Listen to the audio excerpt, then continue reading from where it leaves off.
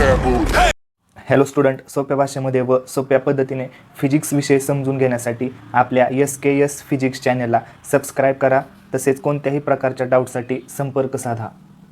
आजच्या या लेक्चरमध्ये आपण सरफेस टेन्शन हा पॉईंट स्टडी करणार आहोत. पिक्चर्समध्ये काही फिजिकल फिनॉमिना इथे आपल्याला दिलेले आहेत, तर त्यांच्या पाठीमागे सरफेस टेन्शन या फिजिकल क्वांटिटीचा इम्पॉर्टंट रोल असतो. पिक्चरमध्ये आपल्याला दिसत आहेत रेनड्रॉप्स किंवा सोप बबल्स, त्याचबरोबर एखाद्या लीफवरती वॉटर ड्रॉप कशा पद्धतीने तिथे आहे. तर या सर्व कंडिशनमध्ये सरफेस टेन्शनचा मोस्ट इम्पॉर्टंट रोल असतो. त्यामुळे आपण या व्हिडिओ लेक्चरमध्ये सरफेस टेन्शनविषयी माहिती करून घेणार आहोत. ओके, मॉलिक्युलर और ॲटॉमिक लेवलवरती जर आपल्याला सरफेस टेन्शन स्टडी करायचं असेल तर आपल्याला काही टर्म्स, काही फोर्सेस माहिती असणे गरजेचं आहे. यासाठी आपण काही फोर्सेस स्टडी करणार आहोत.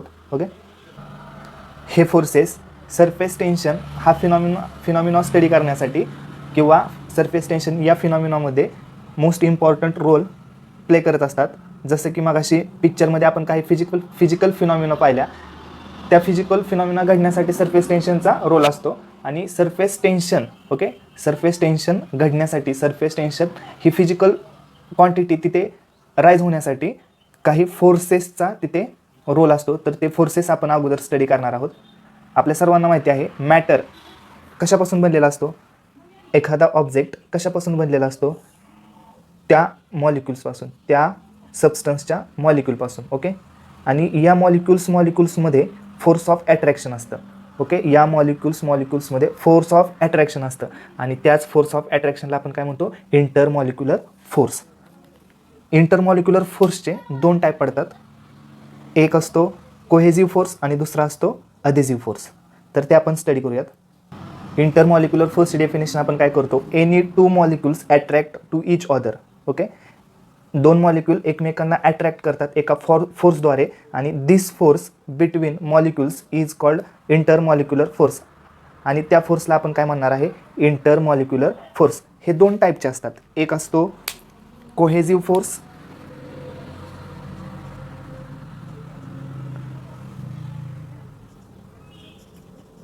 आणि दुसरा असतो अधेजिव्ह फोर्स.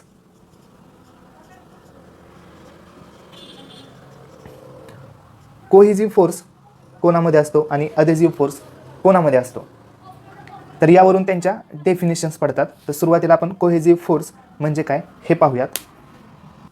कोहेजिव्ह फोर्सची डेफिनेशन आपण कशी करतो, the force of attraction between the molecules of the same substance is called cohesive force. म्हणजेच काय बघा, एका वेसलमध्ये आपण वॉटर घेतलं, हे काय आहेत, वॉटरचे मॉलिक्यूल आहेत. या वेसलमध्ये फक्त सर्वच्या सर्व वॉटर मॉलिक्युल्स असणार आहेत. सेम सबस्टन्सचे मॉलिक्युल्स प्रेझेंट असणार आहेत. ओके, सर्वच्या सर्व मॉलिक्युल्स कशाचे आहेत, वॉटरचे आहेत. म्हणजे हे सर्व मॉलिक्युल्स सेम सबस्टन्सचे असणार आहेत आणि त्यांच्यामध्ये जर फोर्स ऑफ अट्रॅक्शन असेल तर तिथे ते फोर्स ऑफ अट्रॅक्शन आणि त्यांच्यामध्ये असणारा फोर्स हा कोहेजिव्ह फोर्स असतो. इंटरमॉलिक्युलर फोर्स असतो पण त्याच्यामध्ये कोहेजिव्ह फोर्स असतो. ओके, इंटरमॉलिक्युलर फोर्सचे दोन टाईप पडतात, एक कोहेजिव्ह आणि अधेजिव्ह. जर सेम सबस्टन्सच्या मॉलिक्युलमध्ये फोर्स ऑफ अट्रॅक्शन असेल तर तिथे कोहेजिव्ह फोर्स ऑफ अट्रॅक्शन असणार आहे. सेकंड टाईपमध्ये काय सांगतो पहा आपण, अधेजिव्ह फोर्सची डेफिनेशन आपण कशी करतो, force of attraction between molecules. Okay, molecules of different substance is called adhesive force. For example, एका व्हेसलमध्ये आपण प्युअर वॉटर घेऊयात. ओके, एका व्हेसलमध्ये प्युअर वॉटर घेऊयात.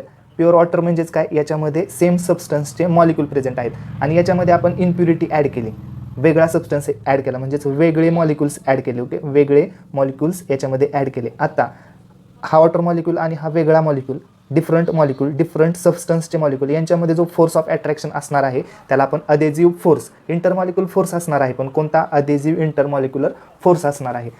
याच्यासाठी कंडिशन काय सांगितलेलं आहे की मॉलिक्युल्स हवेत आणि ते डिफरंट सबस्टन्सचे हवेत. म्हणजे एक वॉटर असेल तर दुसरा इम्प्युअर ॲटम असेल, दुसरा कोणता तरी ॲटम किंवा त्याचे मॉलिक्युल्स असतील. ओके, त्यांचे मॉलिक्युल्स असतील आणि त्यांच्यामध्ये जो फोर्स ऑफ अट्रॅक्शन असणार आहे त्याला आपण अधेजिव्ह फोर्स म्हणणार आहे.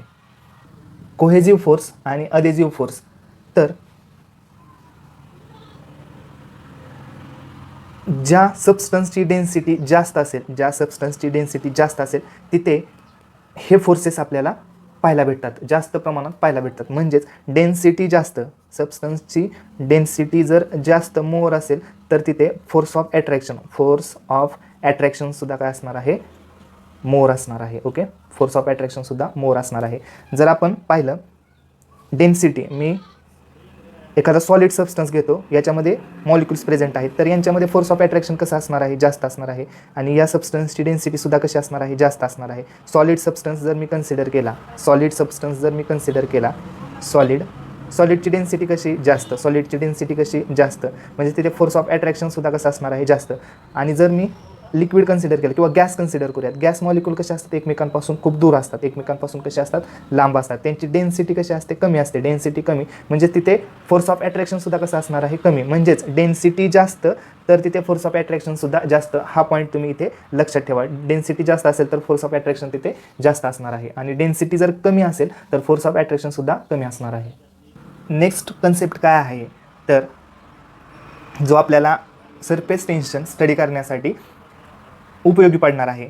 आता आपण इंटरमॉलिक्युलर फोर्स पाहिलं, तसंच रेंज ऑफ इंटरमॉलिक्युलर फोर्स हा फॅक्टरसुद्धा आपल्याला सरफेस टेन्शन स्टडी करण्यासाठी मदत करणार आहे.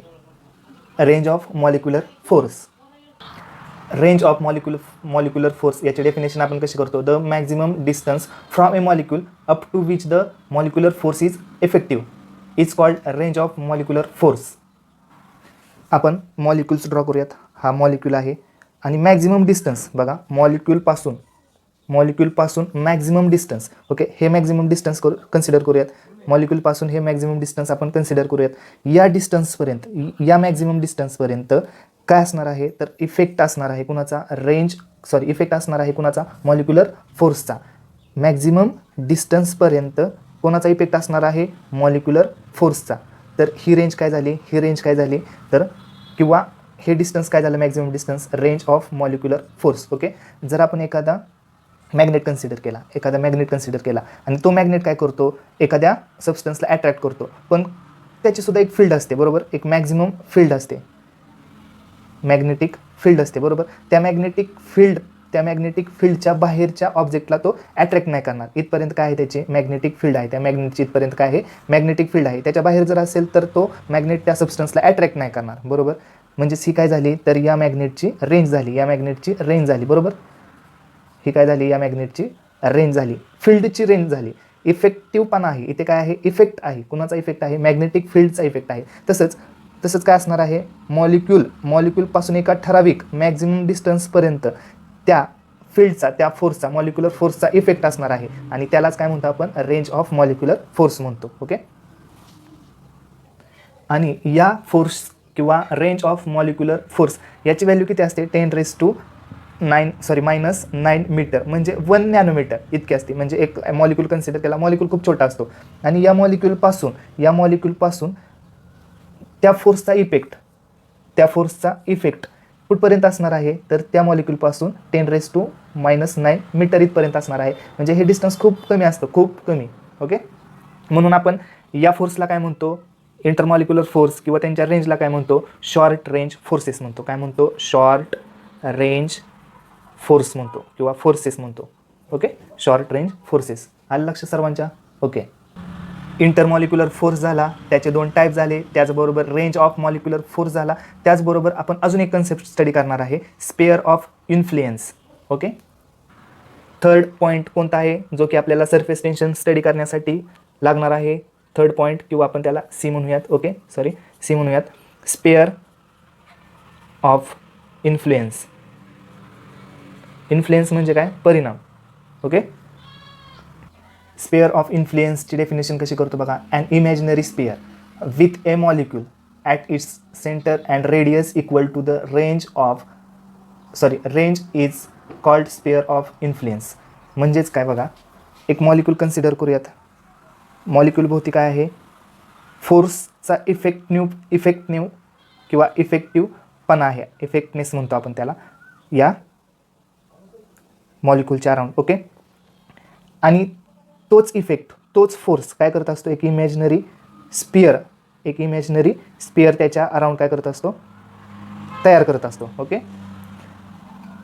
सेंटरपासून. ओके, इमॅजिनरी एक स्पेअर तयार करत असतो हा मॉलिक्यूल त्याच्या सेंटरच्या अबाउट. ओके, आणि या सेंटरची या सर्कलची या स्पेअरची रेडियस इक्वल टू असते या मॉलिक्यूलच्या रेंजला. जी रेंज कशाची आहे? मॉलिक्युलर फोर्सची रेंज आहे. बरोबर, या मॉलिक्युलर फोर्सची जी रेंज आहे ना त्याला. ओके, तर हे एक इमॅजिनरी स्पेअर बनणार आहे आणि त्या स्पेअरची रेडियस इक्वल टू कशाला असणार आहे? तर रेंजला असणार आहे. म्हणजेच ही काय असणार आहे? रेंज असणार आहे, फोर्सची रेंज असणार आहे. आणि ही सुद्धा फोर्सची रेंज असणार आहे. ही एक रेडियस तयार झाली. बरोबर, स्पेअर ऑफ इन्फ्लुएन्स समजलं सर्वांना? ओके, मॉलिक्युलर बेसिसच्या आधारे आपण सरफेस टेन्शन हा कन्सेप्ट स्टडी करूयात. Okay, surface tension on the basis of molecular theory. Surface tension on the basis of molecular theory. काही मॉलिक्युल्स आपण कन्सिडर करणार आहे आणि त्याच्या आधारे सरफेस टेन्शन स्टडी करणार आहे.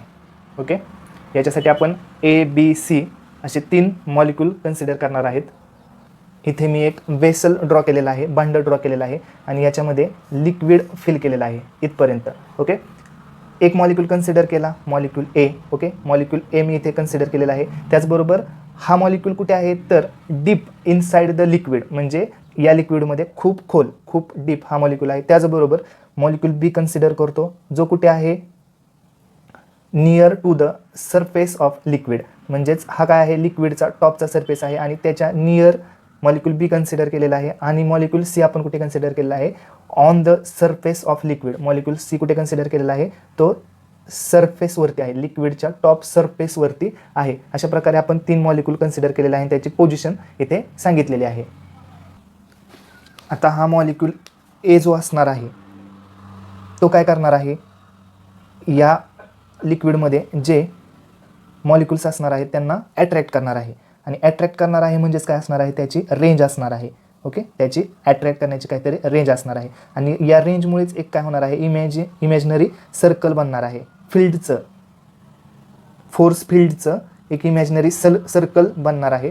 त्याला आपण काय म्हणतो? Spare of influence. ओके, ते बनणार आहे. आणि हे स्पेअर ऑफ इन्फ्लुएन्स कुठे आहे? कम्प्लिटली इनसाइड द लिक्विड आहे. ओके, ही रेंज असणार आहे त्या फोर्सची आणि या फोर्स रेंजमुळे, या फोर्स फील्डमुळे एक इमॅजिनरी सर्कल तयार होणार आहे. त्याला आपण स्पेअर ऑफ इन्फ्लुएन्स म्हटलं. ते कम्प्लिटली इनसाइड द लिक्विड असणार आहे. इथे अजून एक गोष्ट आपल्याला लक्षात घ्यावी लागणार आहे की हा वॉटर मॉलिक्यूल आहे, हा त्या लिक्विडचा मॉलिक्यूल आहे. याच्या शेजारी सुद्धा काय असणार आहेत? मॉलिक्युल्स असणार आहेत. ओके, सेम सबस्टन्सचे काय असणार आहेत? मॉलिक्युल्स असणार आहेत. ओके, तर हे मॉलिक्यूल काय करणार आहेत? A या मॉलिक्यूलला अट्रॅक्ट करणार आहे. त्याचबरोबर A मॉलिक्यूल त्या मॉलिक्यूलला अट्रॅक्ट करणार आहेत. म्हणजेच बघा, हे आपण असं दाखवू शकतो, या वेसलमध्ये हा A मॉलिक्यूल आहे आणि त्याच सबस्टन्सचा हा दुसरा मॉलिक्यूल आहे. ओके, B लांब आहे, त्याच्यापासून C लांब आहे, पण दुसरे मॉलिक्यूल्स असणार आहेत X Y Z, अजून वेगवेगळे मॉलिक्यूल्स याच्यामध्ये प्रेझेंट असणार आहेत. ओके, तर ते एकमेकांना अट्रॅक्ट करणार आहेत. A हा मॉलिक्यूल A' या मॉलिक्यूलला काय करतोय? अट्रॅक्ट करतोय. आणि A' हा मॉलिक्यूल A मॉलिक्यूलला काय करतोय? अट्रॅक्ट करतोय. दोन्हीही एकमेकांना काय करतात? अट्रॅक्ट करतात.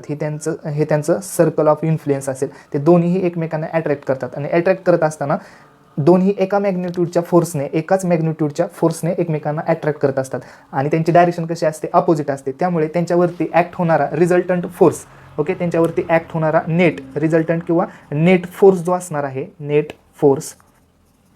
फोर्स ऑफ अट्रॅक्शन जो असणार आहे तो असणार आहे 0. ओके, कारण ते सेम मॅग्निट्यूडने एकमेकांना काय करतात? अट्रॅक्ट करतात, पण त्यांची डायरेक्शन कशी आहे? अपोजिट. ओके, हा याला इकडे अट्रॅक्ट करतो आणि हा याला इकडे अट्रॅक्ट करतो. यांची डायरेक्शन अपोजिट असल्याकारणाने तिथे नेट रिझल्टंट फोर्स किती होणार आहे?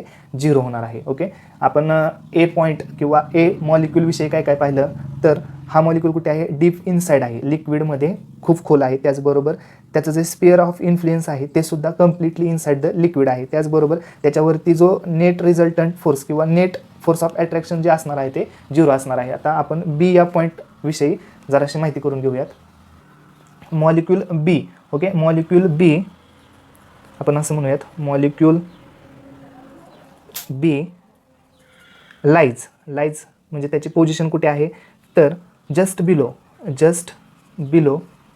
The surface of liquid.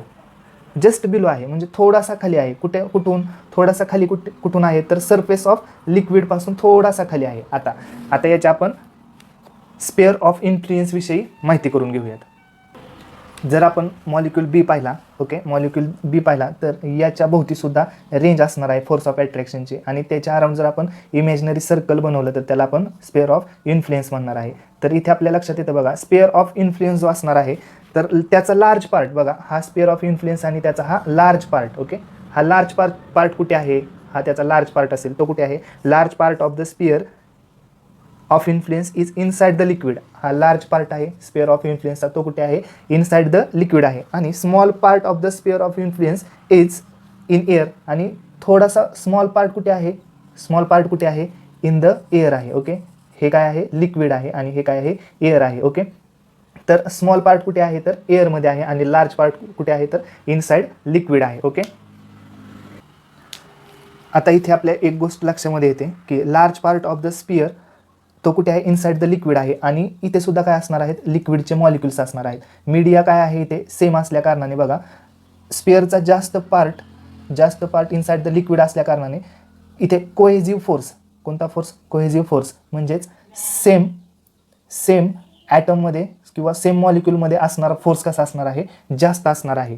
बरोबर, हा मॉलिक्यूल आणि हा मॉलिक्यूल सेम मॉलिक्यूल आहेत, आणि जी फील्ड आहे ती मोर फील्ड, स्पेअरचा मोर पार्ट कुठे आहे, इनसाइड द लिक्विड. त्यामुळे काय होणार आहे, इथे कोहेजिव्ह फोर्स याची व्हॅल्यू काय असणार आहे, जास्त असणार आहे. आणि इथे एअर मॉलिक्यूल असणार आहेत. एअर मॉलिक्यूल हा कोणता मॉलिक्यूल, लिक्विड, आणि हा एअर मॉलिक्यूल, आणि यांच्यामध्ये अधेजिव्ह फोर्स असणार आहे. पण अधेजिव्ह फोर्स असणार आहे, पण हा अधेजिव्ह फोर्स कसा आहे, कमी आहे, कारण हा पार्ट कसा आहे, फील्डचा थोडासा पार्ट काय आहे, बाहेर आहे. त्यामुळे इथे force of attraction, adhesive force of attraction कमी असणार आहे, आणि कोहेजिव्ह फोर्स ऑफ अट्रॅक्शन जास्त असणार आहे. या कारणामुळे हा मॉलिक्यूल इनसाइड द लिक्विड जास्त अट्रॅक्ट होणार आहे. म्हणजेच सरफेस शेजारी जे मॉलिक्यूल्स असणार आहेत ते कुठे ओढले जाणार आहेत, खालच्या दिशेने ओढले जाणार आहेत, vertically downward. Okay, vertically downward ओढले जाणार आहेत. मॉलिक्यूल बीचा जास्त पार्ट इनसाइड लिक्विड आहे, त्याच्यामुळे तिथे cohesive force, stronger cohesive force act होणार आहे, आणि डाऊनवर्ड दिशेने, खालच्या बाजूने. ओके, मॉलिक्यूल बी वरती. आता आपण सीच्या बाबतीत स्टडी करूयात. मॉलिक्यूल सी कुठे आहे तर surface of the liquid.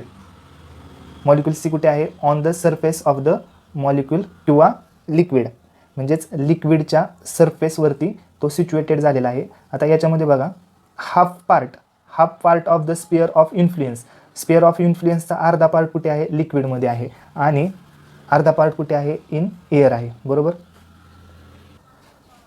Molecule C which is lies exactly on the surface of the liquid. Molecule C exactly सरफेसवरती लाईज झालेला आहे, त्याची पोझिशन कुठे आहे, सरफेस ऑफ द लिक्विड आहे. इथे आपण सांगितलेलं आहे की half spare of the influence is in the liquid, म्हणजे हाफ पार्ट या स्पेअर ऑफ इन्फ्लुएन्सचा कुठे आहे, इनसाइड द लिक्विड, आणि हाफ पार्ट कुठे आहे, इन द एअर आहे, असं आपण इथे म्हटलेलं आहे. इथे आपल्याला एक पॉईंट समजून घ्यायचा आहे. इथे काय आहे, लिक्विड आहे, म्हणजेच वॉटर कन्सिडर करूयात. वॉटर कन्सिडर केलं तर ही डेन्सिटी जी असणार आहे, वॉटरची डेन्सिटी जी असणार आहे ती कशी असणार आहे, जास्त असणार आहे, आणि इकडे एअर आहे, एअरची डेन्सिटी कशी असणार आहे, कमी असणार आहे. बरोबर, आता एअर मॉलिक्युल्स, इथे कोणते मॉलिक्यूल आहेत, एअर म्हणजे डिफरंट सबस्टन्सचे मॉलिक्यूल आहेत, आणि इथे कोणते आहेत, सी मॉलिक्यूल ज्या सबस्टन्सने बनलेला आहे तेच मॉलिक्यूल कुठे असणार आहेत, लिक्विडमध्ये असणार आहेत. म्हणजे आपल्याला इथे दोन गोष्टीमुळे इथे फोर्स ऑफ अट्रॅक्शन जास्त पाहायला भेटतो. मॉलिक्यूल सी वरती ॲक्ट होणारा फोर्स ऑफ अट्रॅक्शन दोन प्रकारे तिथे फोर्स ऑफ अट्रॅक्शन असणार आहे. दोन प्रकारे होणारा फोर्स ऑफ अट्रॅक्शन आपल्याला पाहायला भेटणार आहे. कोणामुळे तर सेम सबस्टन्समुळे आणि डिफरंट सबस्टन्समुळे. इथे असणार आहे अधेजिव्ह फोर्स आणि इथे असणार आहे कोहेजिव्ह फोर्स. ओके, आता आपल्याला माहिती आहे जर डेन्सिटी जास्त असेल, वॉटरची डेन्सिटी कशी जास्त, जर डेन्सिटी जास्त असेल तर तिथे फोर्स ऑफ अट्रॅक्शनसुद्धा काय असणार आहे, फोर्स ऑफ अट्रॅक्शनसुद्धा काय असणार आहे, जास्त असणार आहे. डेन्सिटी जास्त म्हणजेच फोर्स ऑफ अट्रॅक्शन तिथे जास्त.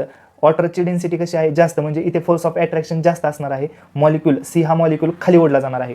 त्याचबरोबर एअरची डेन्सिटी कशी आहे, कमी आहे. एअरची डेन्सिटी कशी आहे, कमी आहे. म्हणजेच एअर मॉलिक्यूल या वॉटर मॉलिक्यूलला अट्रॅक्ट करणार आहेत, पण ते कसे, कमी मॅग्निट्यूडमुळे, कारण त्यांची डेन्सिटी कशी आहे, कमी आहे. म्हणजेच हा वॉटर मॉलिक्यूल वरती ओढला जाणार आहे का, नाही. तो कुठे ओढला जाणार आहे, खालती ओढला जाणार आहे. खालच्या बाजूने, खालच्या दिशेने ओढला जाणार आहे. कारण वॉटरची डेन्सिटी जास्त म्हणजे फोर्स ऑफ अट्रॅक्शन जास्तच, त्यामुळे हा वॉटर मॉलिक्यूल कुठे ओढला जाणार आहे, खालच्या दिशेने ओढला जाणार आहे. बरोबर. आता आपण एक लीफ कन्सिडर करूयात. हे काय आहे, सॉरी, एक लीफ कन्सिडर करूयात. आणि लीफवरती डायग्राममध्ये आपण सुरुवातीला पाहिलं, लीफवरती काय आहेत, वॉटर ड्रॉप तयार झालेले आहेत. वॉटर ड्रॉप तयार झालेले आहेत. आता हे वॉटर मॉलिक्यूल काय करतात, हे वॉटर मॉलिक्यूल प्रेझेंट आहेत या ड्रॉपमध्ये. ते सरफेसला जे मॉलिक्यूल्स असणार आहेत, सरफेसला जे मॉलिक्यूल्स असणार आहेत, वॉटर मॉलिक्यूल, त्यांना आतील बाजूने ओढणार आहेत, आतील बाजूने ओढणार आहेत. बरोबर. त्यामुळे आपल्याला हा जो ड्रॉप असणार आहे तो ड्रॉप सर्क्युलर पाहायला भेटतो. ओके, तो ड्रॉप सर्क्युलर पाहायला भेटतो, कारण याच्यामध्ये जे मॉलिक्यूल्स प्रेझेंट असणार आहेत ते सरफेसच्या मॉलिक्यूलला आतील दिशेने ओढणार आहेत. आणि त्यांच्या सरफेसला, ओके, त्यांच्या सरफेसला एक प्रकारचं टेन्शन येणार आहे फोर्स ऑफ अट्रॅक्शनमुळे. डेन्सिटी जास्त असल्या कारणाने ते फोर्स ऑफ अट्रॅक्शन सरफेसच्या मॉलिक्यूलवरती फोर्स ऑफ अट्रॅक्शन जास्त असणार आहे खालच्या दिशेने.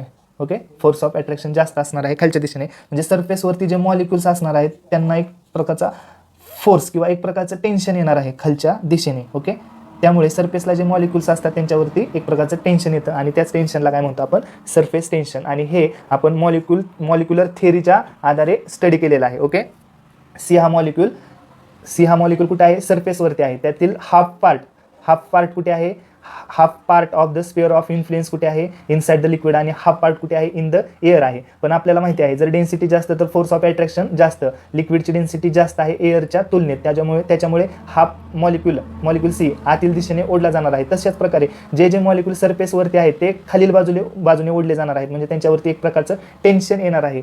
सरफेसवरच्या मॉलिक्यूलवरती एक प्रकारचं टेन्शन येतं, त्यामुळे तिथे आपण सरफेस टेन्शन आहे त्या मॉलिक्यूलवरती असं म्हणतो. आणि हे आपण मॉलिक्युलर थेअरीच्या बेसिसवरती स्टडी केलेलं आहे. ओके, तर इथे आपला हा surface tension on the basis of molecular theory हा पॉईंट इथे संपलेला आहे. नेक्स्ट पॉईंटमध्ये आपण सरफेस टेन्शन आणि सरफेस एनर्जी हे पॉईंट स्टडी करणार आहेत. सरफेस टेन्शनची डेफिनेशन, त्याचबरोबर सरफेस एनर्जीची डेफिनेशन आणि त्यांच्यामध्ये असणारं रिलेशन नेक्स्ट पॉईंटमध्ये आपण स्टडी करणार आहे. Thank you student.